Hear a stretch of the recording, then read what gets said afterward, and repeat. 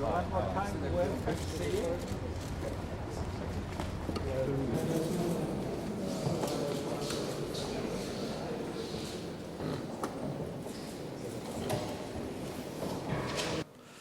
First of all, I would like to warmly welcome to Cyprus Foreign Secretary Hammond. This is the second visit within 3 months, and I want to thank him for this, which is a demonstration of the keen interest of the United Kingdom in following the developments of the negotiations for reaching a settlement of the problem of Cyprus.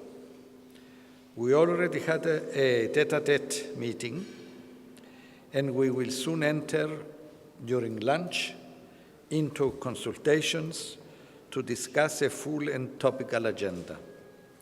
We intend to discuss our full range of bilateral relations. I also briefed the Minister, and so the President did earlier on the developments in the current negotiating process for finding a solution to the Cyprus problem. We shall be discussing our strategic partnership, which has been growing stronger and deeper in the last couple of years. With the UK, we are already cooperating in crisis management, humanitarian operations, as well as in finding best ways to deal with growing asymmetric threats. The phenomenon of terrorism and the recent abominable attacks in Paris has only strengthened our determination and readiness to face its root causes, with the efforts in Vienna for a political solution of the civil war in Syria, but also to eliminate violent extremism, both from European soil, but also the violent extremism of the barbarous Islamic State from Syria and Iraq. Last but not least, I look forward to hearing from Secretary Hammond's UK positions on the way forward on the suggested EU reform, which constitutes a high priority in the European context at this point. We have read Prime Minister Cameron's 5 proposals. Cyprus has no great difficulty in agreeing with most of them, but let us have the opportunity to discuss them. Thank you very much. Thank you. Well, I'm delighted to be back in Cyprus today. As Yannis said, it's my second visit in 4 months, and I think that reflects the importance we attach to the developments that are going on in seeking to settle the Cyprus question. I want to thank Ioannis Kassilidis for his welcome today. We've had very important discussions already, and we will continue them this afternoon. I've had a meeting this morning with President Anastasiadis. I've also had a meeting with Mr. Akinci, and I will be meeting later on this afternoon with Espinida.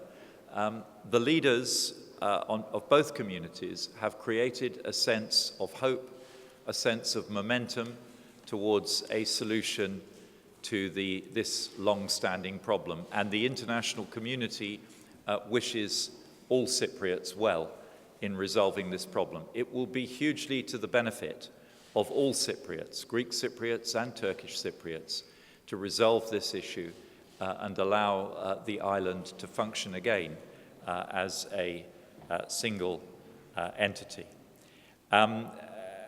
We understand that there are still some big challenges left to resolve, and I know that the leaders are now focusing on those big and difficult issues.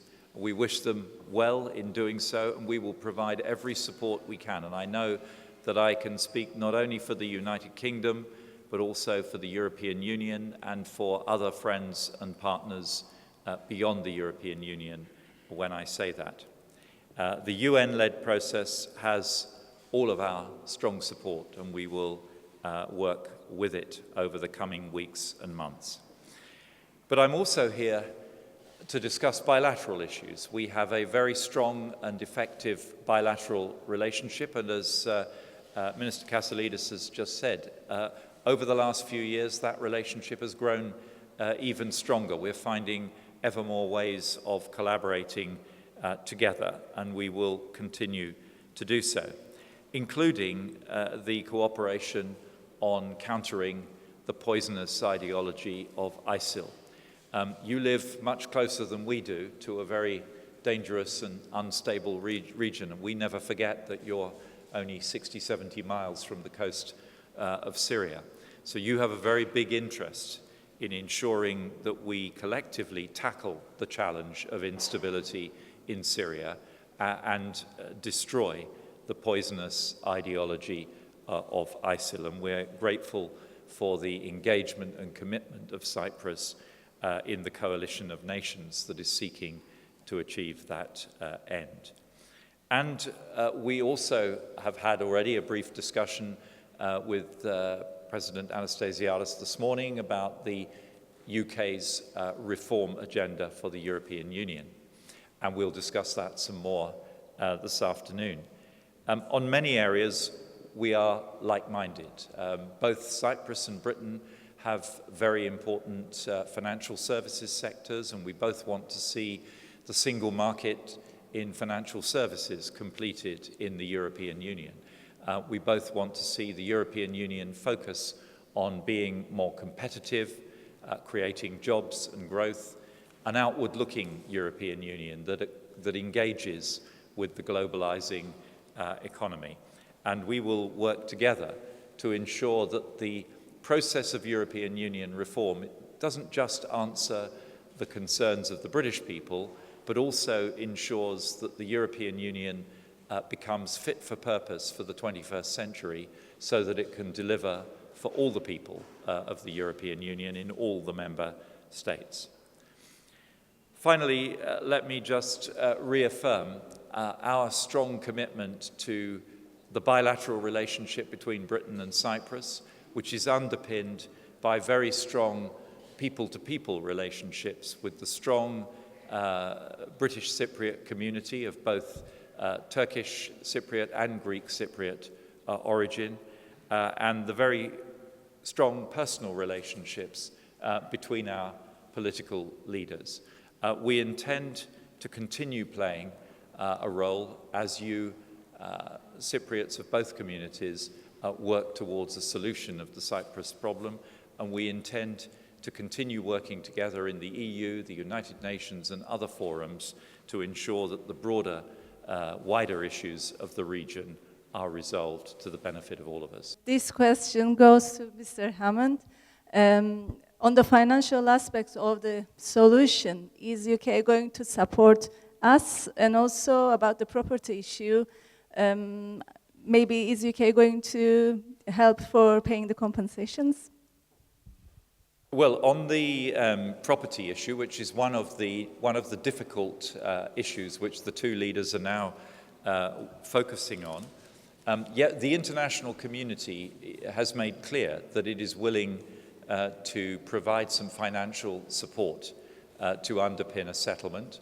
I think that we also have to provide some technical support. Let's have the best brains from all around the world thinking about how to deal with these complex, interlinked set of problems and how to raise the necessary finance to underpin that solution.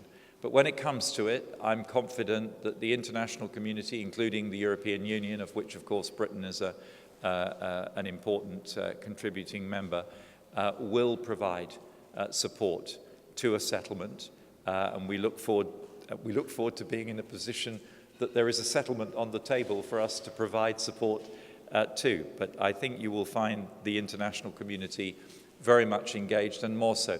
And that's not just represented by my visit here today, but by the visit of my colleague and friend Frank-Walter Steinmeier earlier this week.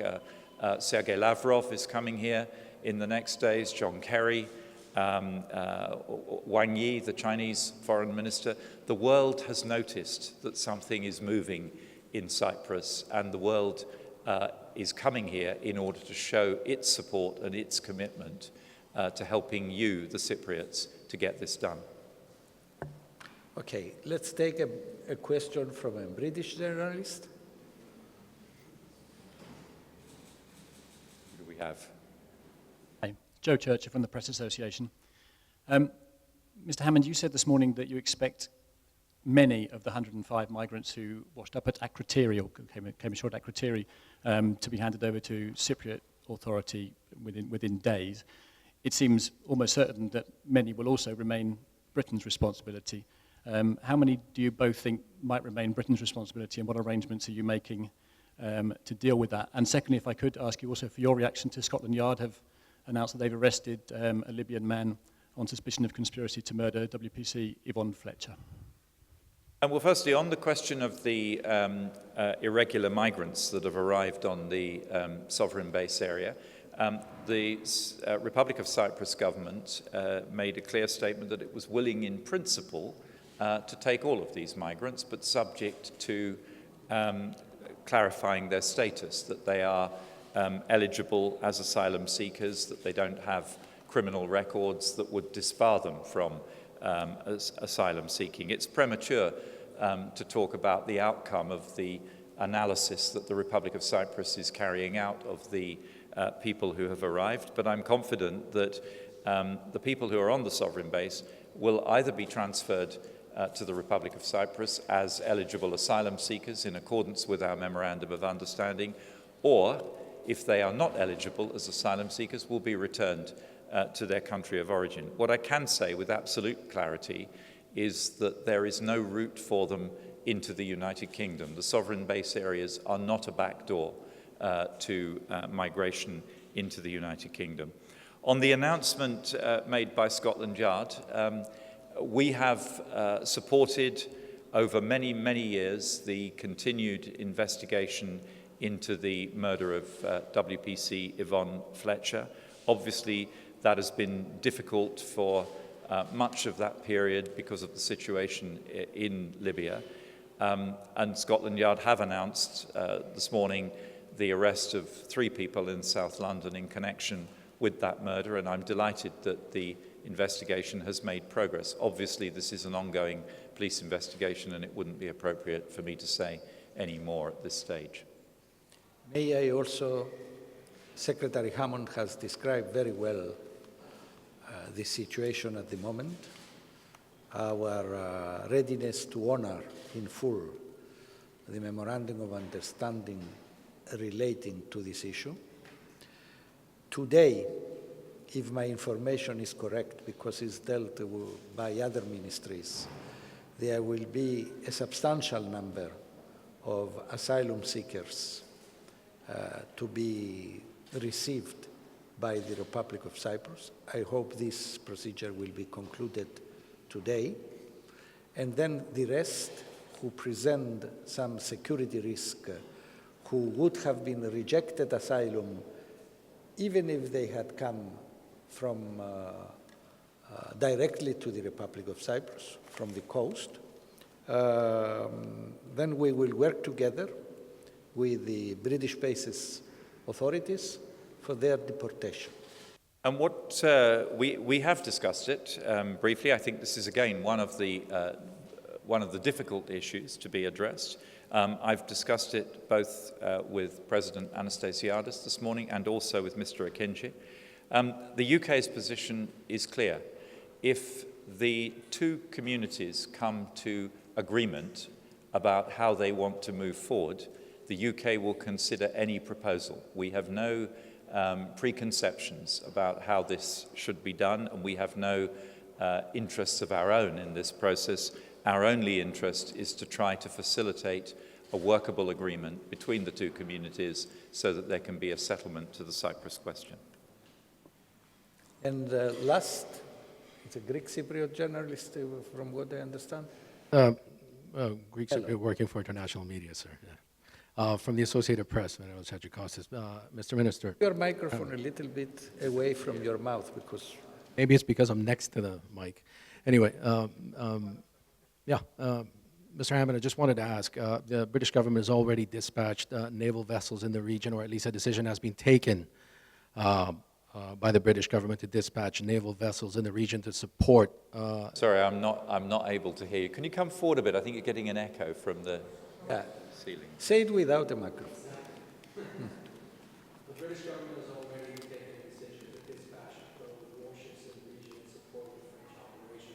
I just wanted to know if British bases here will be upgrading their status, will we see more aircraft, warplanes, perhaps even troops, kind of around this point, more upgraded status for the bases in your operations in Syria once that vote is taken and beyond. Well, we haven't as yet set any date for a vote on UK airstrikes in Syria. It's no secret that I, the Prime Minister, the Defence Secretary, would like to be able to extend British airstrikes into Syria, but we will only go to Parliament when we are confident that we've built a consensus across Parliament that accepts the need for these airstrikes as part of our broader strategy for dealing with the challenge of ISIL and the challenge of the civil war in Syria. The dispatch of a British destroyer to accompany the French aircraft carrier Charles de Gaulle into the Gulf is a planned deployment as part of our normal pattern of alliance activities. We have no plans at the moment to step up operations from RAF Akrotiri. As you know, we are already flying routine missions, surveillance, refueling, and airstrikes in Iraq from RAF Akrotiri. I can also add, following the unanimous decision by the Ministers of Defence of the European Union regarding the provision of the Treaty of Lisbon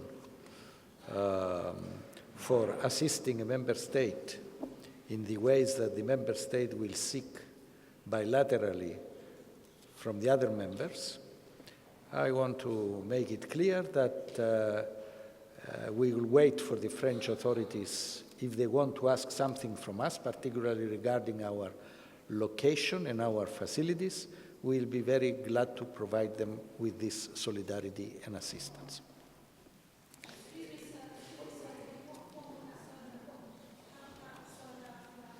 I said I have been very clear concerning our location and facilities of our geographic position. What else do you want? To send the National Guard to Syria? I didn't understand. Exactly. Yeah, but it has already been, we have said from the beginning of the operations against ISIL that our air base is at the disposal of the French Air Force should they need to make emergency landings or whatever, and we'll see.